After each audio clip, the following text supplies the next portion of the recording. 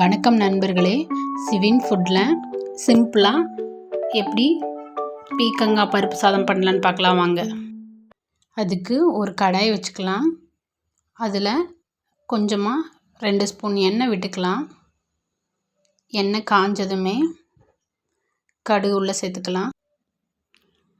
கடுகு நல்லா பொரிஞ்சதும் நான் பீக்கங்காய் 1 எடுத்திருக்கேன், கொஞ்சம் வெங்காயம் எடுத்திருக்கேன். வெங்காயத்தையும் கருவேப்பிலையும் உள்ளே சேர்த்துக்கலாம்.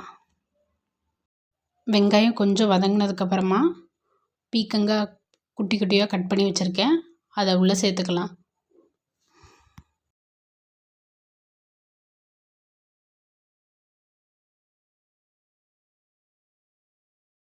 கொஞ்சமாக சேர்த்து அது வதங்கினதுக்கப்புறமா அது கூட ஒரு டம்ளர் தண்ணி சேர்த்துக்கலாம் வேக வைக்கிறதுக்காக.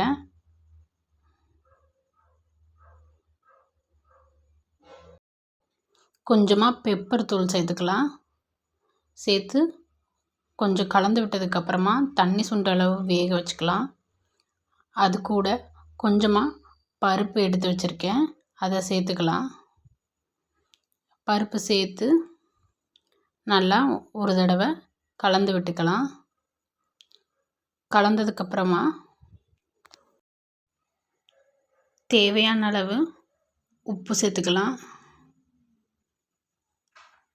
உப்பு சேர்த்து ஒரு தடவை நல்லா கலந்து விட்டுக்கலாம். கலந்ததுக்கப்புறமா கொஞ்சமாக சுண்டட்டும், இறக்கி அது கூட ஒரு கரண்டி சாதம் சேர்த்து கிளறி எடுத்துக்கலாம்.